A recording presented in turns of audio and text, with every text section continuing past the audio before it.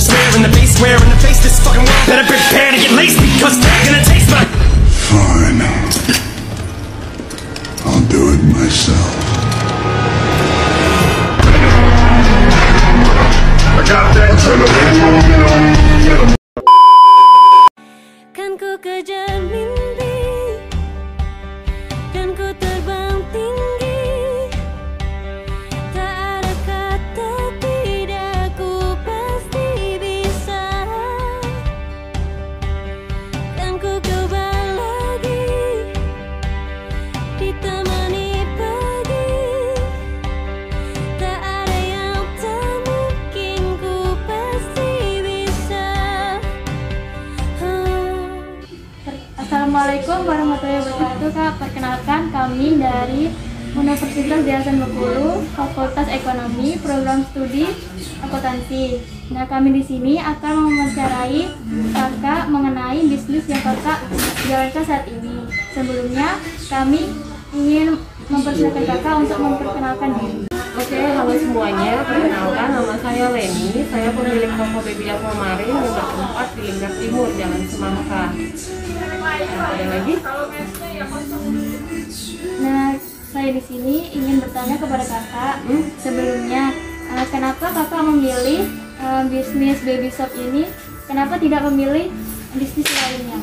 Oke, jadi awal mulanya buka usaha baby shop ini tadinya hanya iseng aja, karena waktu baru lahiran anak yang pertama itu kan di rumah aja. Sebelum menikah itu kan memang terbiasa bekerja, jadi ketika nggak ada kerjaan di rumah kan bingung ya.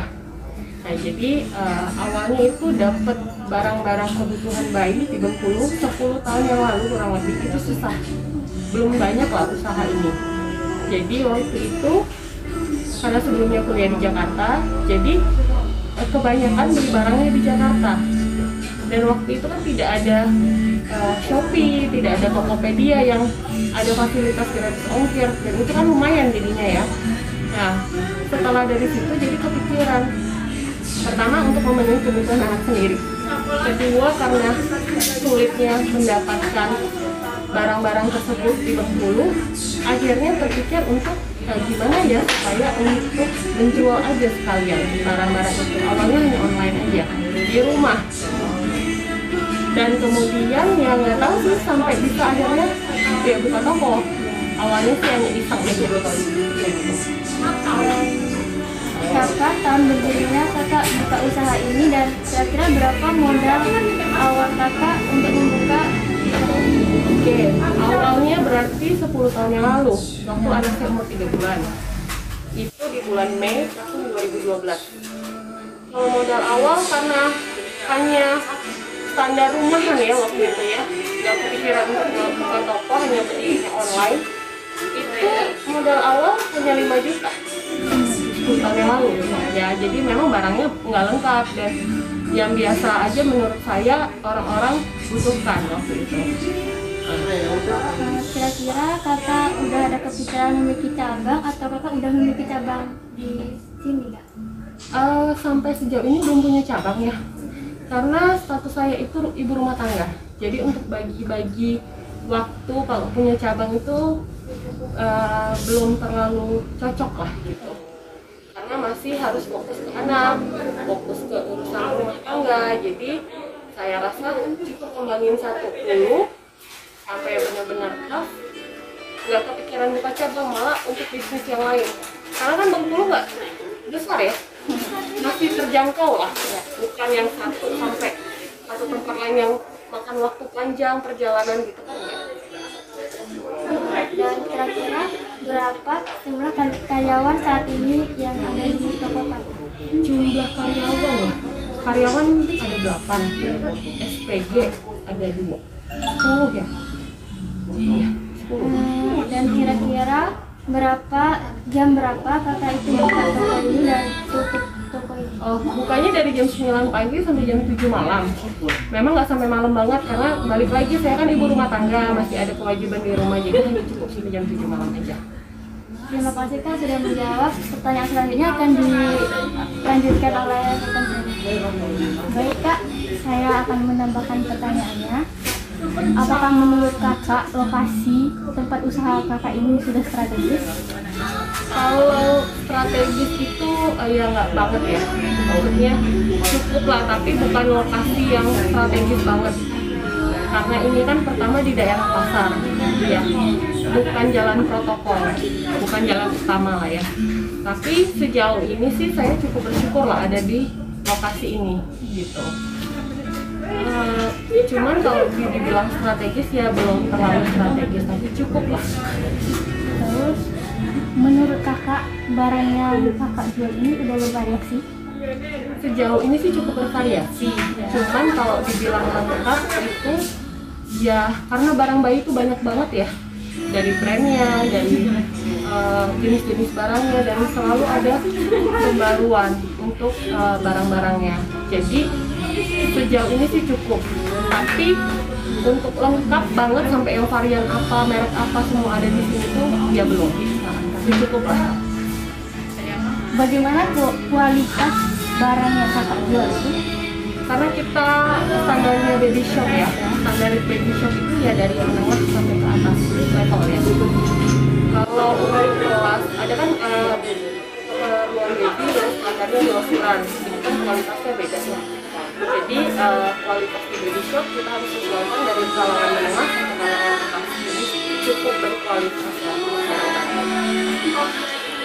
Apakah kakak sering memberikan diskon kepada pelanggan? Oh, di sini ada member card. Jadi setiap pelanggan yang belanjanya 500.000 itu akan punya member card.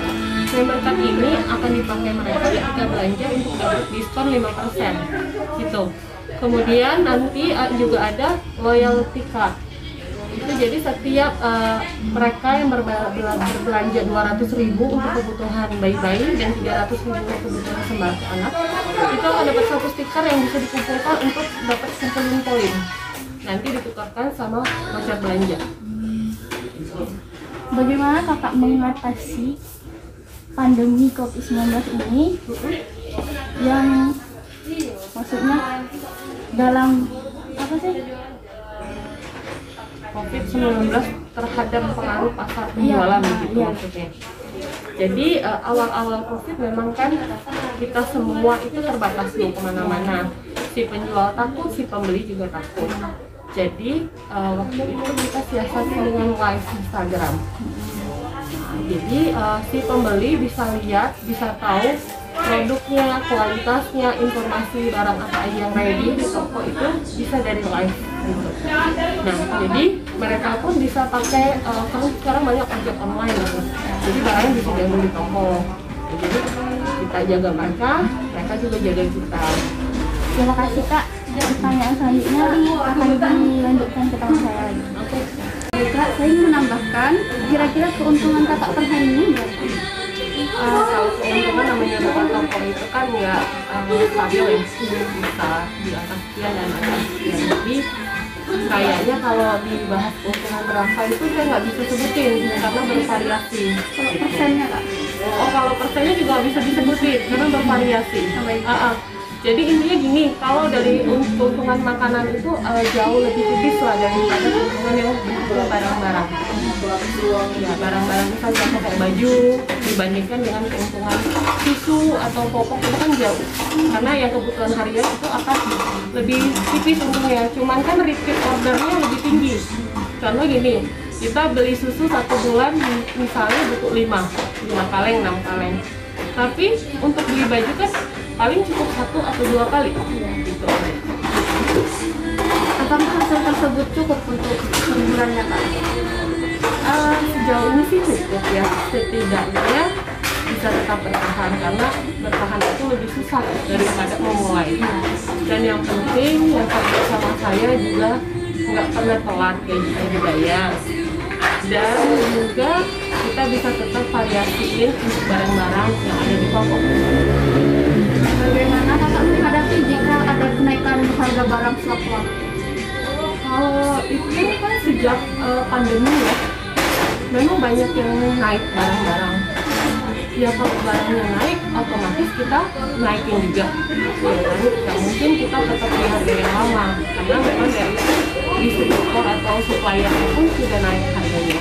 Cuman dari kita misalnya gini, kita selalu bilang sama supplier, kalau misalnya ada harga barang naik, tolong diinfokan dari jauh hari, setidaknya 1 minggu sebelumnya. Jadi konsumen nggak kaget waktu beli, kita bisa informasikan dulu. Misalnya, Mbak, Mas, untuk barang ini 1 minggu kemudian ke depan itu akan naik barangnya menjadi sekian, atau kenaikannya 2% atau 5%.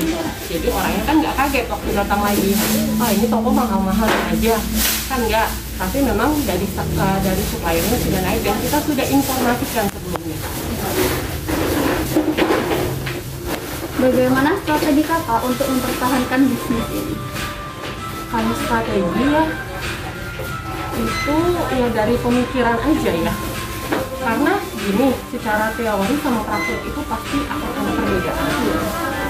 Misalnya nih, kalian kan belajar nih di kampus. Dulu saya juga pernah belajar. Kalau misalnya menghadapi kejadian kayak gini, secara teoritisnya seperti ini. Tapi ketika kita praktek di lapangan itu bisa jadi beda. Tapi teori tetap mendukung untuk prakteknya.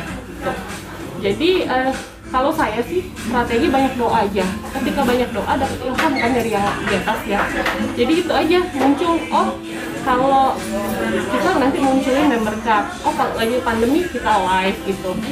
Nanti kita bikin bisnis ini. Terus kayak saya sekarang nih baru-baru nih ada laundry khusus barang-barang anak. Bedanya sama laundry biasa, kan biasa pakai sabun yang tidak aman untuk anak. Saya pakai sabun yang aman untuk anak dan ada alat sterilnya. Karena kan kulit anak-anak sensitif. Kayak gitu-gitu aja. Jadi divariasiin aja. Nggak bisa kita hanya di satu tempat. Udah cukup gitu. Ya, kalau kata bahasa kerennya kan keluar dari zona aman, nyaman, ya tetap gitu aja. Nah, dapat pikiran-pikiran dari itu tuh kan dari mana? Kalau secara strategi di buku kan nggak ada. Kalau lagi pandemi sih kamu live kan nggak ada. Tapi dari teori kan selalu dibilang kamu harus inisiatif, harus kreatif, gitu aja. Harapan kakak ke depannya tentang bisnis ini? Kalau harapan semua orang bisnis pasti pengen lebih maju ya.